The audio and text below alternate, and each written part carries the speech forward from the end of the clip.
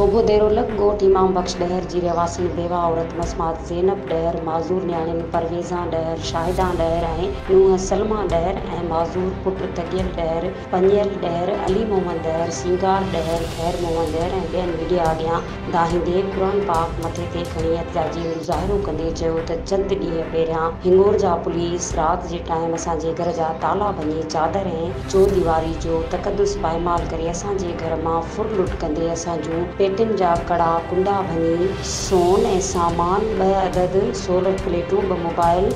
IPhone 1 motorcycle China 4 बकरियूं 2 छेला ऐं मुंहिंजे नौजवाननि पुट ज़ाहिर डहर खे खंबे खणी वई ऐं उन मथां चोरी जो कूड़ो केस दाख़िल करे छॾियो आहे। हिंगोर जा पुलिस असांजो जीवन जंजाल करे छॾियो आहे। उन्हनि वसवारनि इदारनि चीफ जस्टिस ऑफ पाकिस्तान वज़ीर आज़म पाकिस्तान